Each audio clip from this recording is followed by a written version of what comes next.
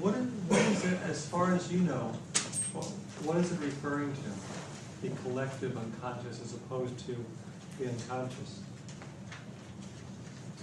It was Jung's idea that there's a kind of like mass of mythic archetypes that appear in various cultures and various people and manifestations and kind of form core hinge points for like personality and experience. Mm-hmm. That's I couldn't have said it better myself. Thank you. It's it is this. Jung spoke about it as this mythic energy, presence that's in different cultures, and it's within all of us. It's sort of something by being human beings that we're somehow connected.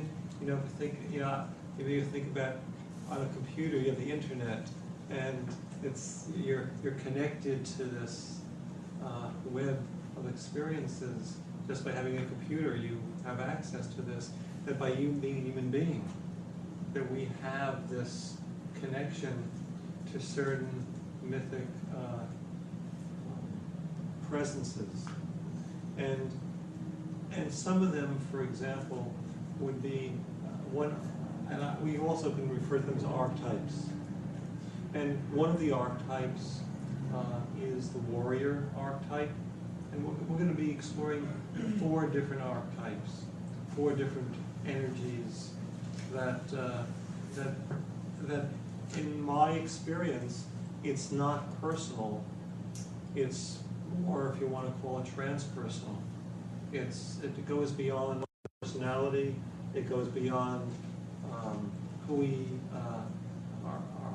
our parents were, what culture, what country, what beliefs we have. There is something we all have in common. And one of the archetypes is the warrior. Another archetype is the lover. Another archetype is the sovereign, or the king and queen. And the 4th archetype is the magician. So we're going to be exploring each one of them. And those are just words, okay? I say warrior, you have associations to it. I say lover, you have associations to it. What I'd like to do is invite you to hold on to the idea of warrior, lover, king and queen, magician, but also I'd like to ask you to let go of any fixed definitions you might have and to be open to expanding your repertoire, expanding your representation of these archetypes. So if we would, we can start with the warrior archetype. And let's start out by asking, when you think of warrior, what does come up? What representations, what images, what thoughts, what associations? It's a word, warrior. And you've seen movies, you've read books, you've had experiences perhaps of your own warrior, of other people. And as we're going to explore it, you will see that some of you have very positive associations of it being strength, of it being an asset, of it being one of your capabilities, and others of you may see more of the dark side of the warrior, or just like Star Wars. You had Darth Vader, and he was the dark force, or whatever it be. So you have the 2 sides of it, and there are different types of warriors there, and fighting each other. So that's one association I have in warrior. The Jedi Knights and and Darth Vader and his group there. What other associations do you have to warriors? Reaching into your memory bank. Courage. Okay. Courage certainly is one of those qualities. The Wizard of Oz, the lion was searching for his warrior. That's what his quest was about. He supposedly was the king of the jungle, but he was scared. and what he wanted was his courage. He was in search of a warrior. What other associations? Being in battle. Being in battle. So you just think about the Lord of the Rings and all these warriors just battling one another, dying for a cause. That's one of the things about a warrior. You're fighting for something. You're fighting for something that's important. I mean, that's the nature of a warrior, whether you're fighting with your spouse, or you're fighting with your neighbor, or your parent, or you're fighting another army. You're fighting for something.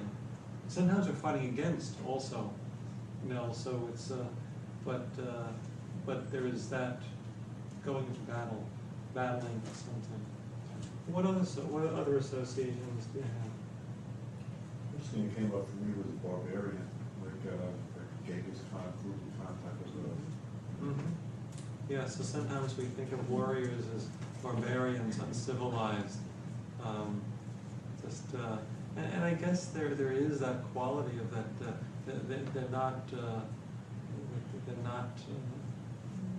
totally visceral and not thinking. They're just pure energy fighters. I think, and of course, It's really funny that Dave just said that, because I was going to say Conan the Barbarian. Mm-hmm. Yeah. Well, maybe you're tapping into some collective flow there going on. And that's funny, because I was thinking about the way of a peaceful warrior in that book, and how, he was a warrior, but in a very disciplined, wise way. Mm-hmm. Not barbarian. He knew when to use his strength. Mm-hmm. Very disciplined in that way. So these are different. Now, I just say that, just realize this, they're both warrior energies. They're both coming from the same archetype, you could say.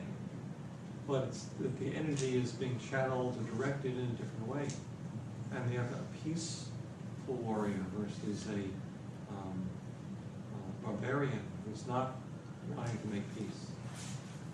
So one is using their strength to direct it to make peace, or other is making war. I had samurai association, which I guess is similar. For me, it's kind of calculating and very aware of consequences. Mm-hmm. So it has a calculating presence there. Yeah. And any Star Trek fans? Because in the Star Trek episodes, there's a whole race of warriors, the Klingons. They honor and fighting and dying in battle is like the ultimate thing that to die in battle. Well, what the thing about the warrior energy is that all of us have within us, or wherever it is, this energy that is about fighting. It's about fighting for the things that are important to us. It doesn't mean having, certainly it could be guns and armaments. It also could be our voice. It could be our movements, our expression. It could be fighting for something. It could be fighting for respect. Or fighting for to be seen. We're talking about being seen. When you're with a spouse, do you fight for being seen? And again, that could mean saying, "You never pay attention to me." It could be an outburst like that, but it also could be, it's important that you respect me.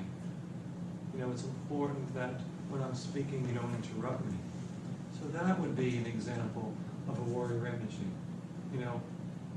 So it could be more vicious. It's like, "You're interrupting me," or it could be, "I want to finish what I'm saying. I'd like you to wait until I'm finished. Would you please wait until I'm finished speaking?" So it could be done